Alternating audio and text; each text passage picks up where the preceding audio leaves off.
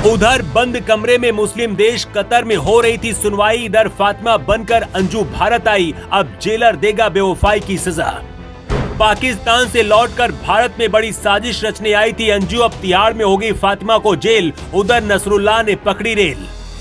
अजीत डोभाल ने संभाला मोर्चा। उधर पाकिस्तानी आर्मी चीफ ने दिया आदेश, एक साथ एक्टिव हुई IB रॉ और खुफिया एजेंसियां। अंजू के जेल जाने की खबर सुनकर पाकिस्तान के अंदर खलबली मच गई है। उधर जब मुस्लिम देश कतर बंद कमरे में सुनवाई कर रहा था, इधर फातिमा बनकर अंजू भारत के अंदर दाखिल हुई।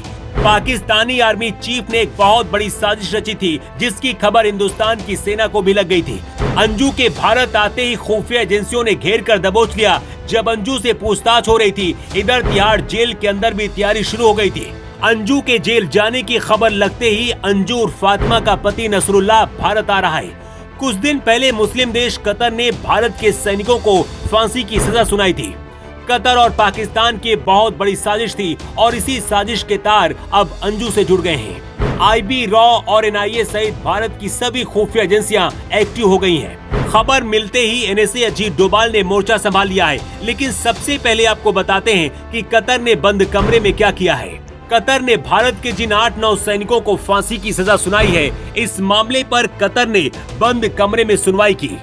भारत ने अपने सैनिकों को बचाने के लिए याचिका दी थी। भारत के मित्र देश कतर पर दबाव बना रहे हैं कि भारत के अंदर सभी पूर्व सैनिकों को रिहा किया जाए। पाकिस्तान के कहने पर ही कतर ने भारत के सैनिकों को सजा सुनाई है, लेकिन अब भारत जो करने वाला है उसका अंदाजा उसे कभी नहीं था।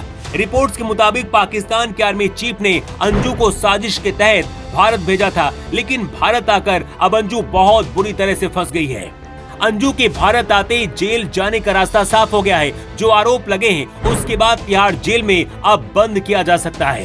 तिहाड़ की दीवारों के अंदर अंजू का नाम गूंजेगा, लेकिन इसकी गूंज पाकिस्तान भी पहुंचेगी। अंजू का पति नसरुल्लाह पाकिस्तान से अब भारत आने वाला है।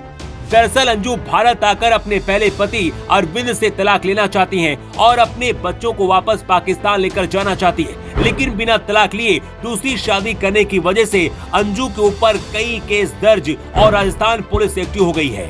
अंजू के पाकिस्तान जाने के सारे रास्ते अब बंद नजर आ रहे हैं। मतलब साफ है कि अब जेल में बहुत जल्दी अंजू को बंद किया जाएगा और इस बात की बहुत ज्यादा उम्मीद है कि तिहाड़ जेल में बंद किया जाएगा, क्योंकि पाकिस्तान से आने के बाद जो आरोप लगे हैं बचना आसान नहीं होगा। अंजू से खुफिया एजेंसियां पूछताछ कर रही हैं और हर वो सबूत जानने की कोशिश की जा रही है जिसके बारे में पुलिस को तलाश है। अंजू फातिमा बनकर भारत आई है, लेकिन उसके दिमाग में क्या साजिश चल रही है इसका अंदाजा किसी को नहीं था।